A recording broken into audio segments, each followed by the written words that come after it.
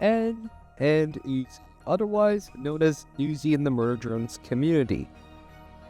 And Nuzi is such an interesting story in Murder Drones because not only is it a beautiful story to be told, it's also one of the most beautiful ships we see in animation in general. I cannot think of a better ship than Nuzi, with two characters that are made for each other, that are perfect for each other.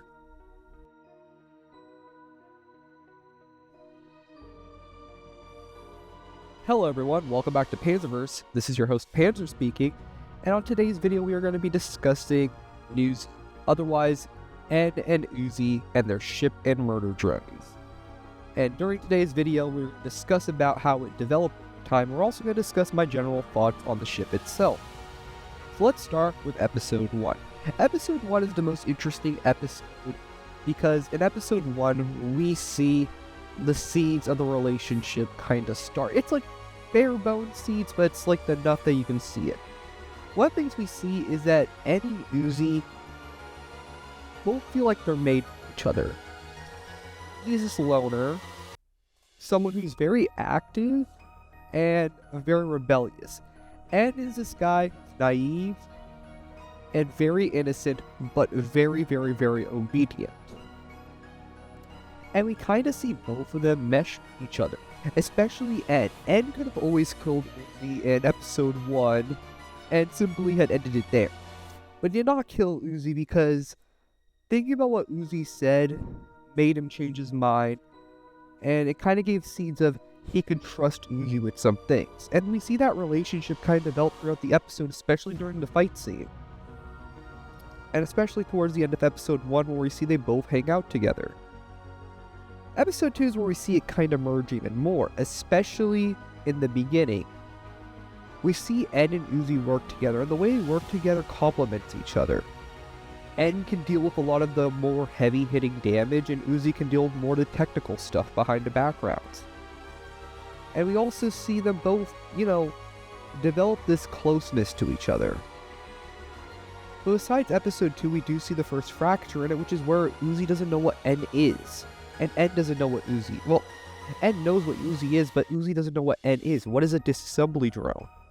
And this takes us to episode 3, which is probably one of the best episodes for this. The promenade. In general, this episode was probably one of the biggest helpers of this ship. Especially during the prom scene, they worked as a great duo together. They worked amazingly together. That's the thing that people need to understand about this ship, is that they had natural chemistry with each other. But it took time for that chemistry to develop because they were both scared of admitting it to each other. In the prom scene, we see when the knife's about to hit Uzi and Ed deflects it, Uzi's worried about Ed and him being hurt. That shows a lot, especially for the prom scene, because this is not that much into it. They haven't really talked that much since then. Now, episode 4 is where it takes even a bigger leap, and I say this will take the biggest leap of them all. In episode 4, we see Uzi especially care about N the most, and N also caring about Uzi. When N is fighting with V over Uzi, he says V is a kid just like us, because he can empathize with Uzi. And he generally cares about Uzi. Even as a friend, he cares about Uzi. And I think this is where he starts developing feelings for Uzi. And we see the same with Uzi also. When Uzi's about to kill V, N stops her. And when the nani-acid hits N's arm, she freezes. She goes back to normal. She loses her solver form.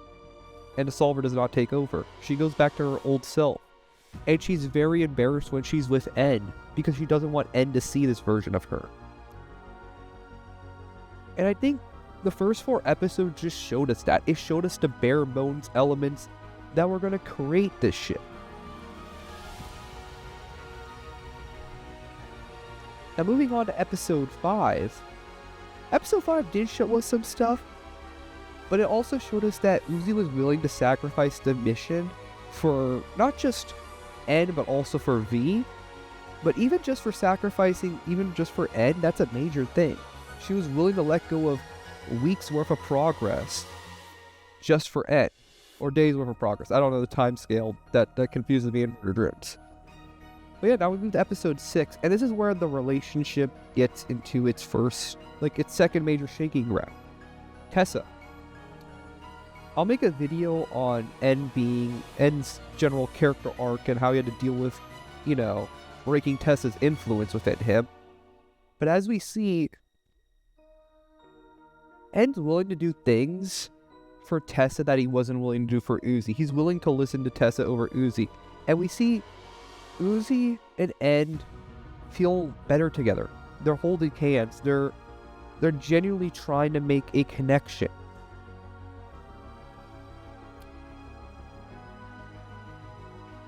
And they deeply care about each other. Especially N cares a lot about Uzi.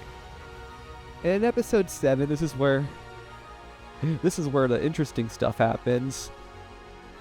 Episode 7, in my opinion, was probably the best. Because it showed, especially towards the end with Nori, it showed what Uzi felt and what N felt. They both knew they had feelings for each other. They were just too scared to share it. And they wouldn't even confess in episode 7, it'll take till episode 8 when they confess it. But we could see this had clearly been growing on them both for a while. It had not been a thing that was, a recent discovery. It was a thing that had been going on for a while.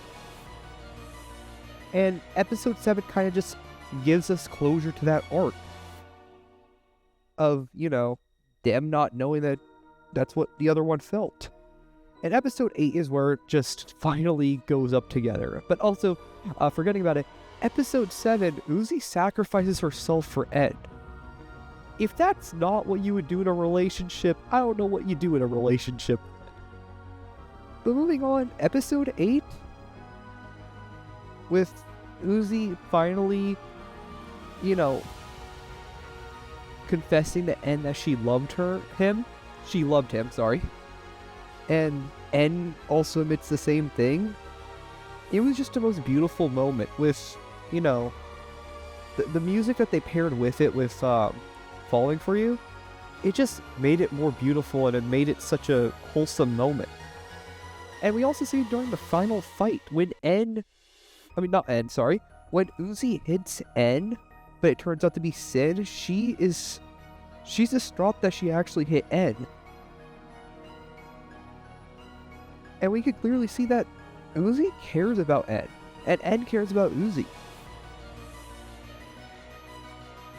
And that ends the episode. That ends the series with, the ship being confirmed. But going on to the music video, we see N is always questioning himself, is he good enough for Uzi?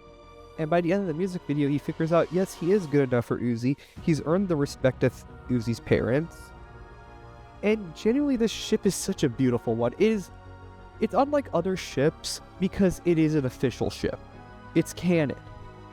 Many ships won't become canon. Many of them are just simple imaginations. This ship, honestly, is an amazing one.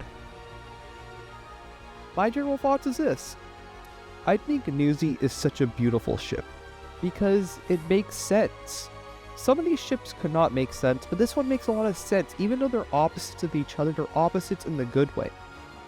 And they share the general thing where they're both isolated. And less so, but more of Uzi being isolated and alone. And having each other as support is, I think, one of the best things that came out from this ship.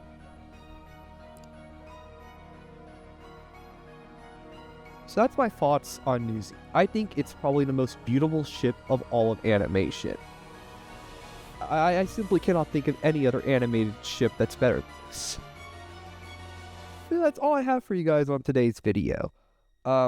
Reminder, if any of you guys want to, comment down below a ship, I will cover it and give my general thoughts on it. And also, we have a little message from a goober before I do my outro. So, after listening to Supreme Commander N over there, please like and subscribe, people. I will catch you on the next video, and we might talk about V and N soon in that ship, and my thoughts on it. See y'all later, people.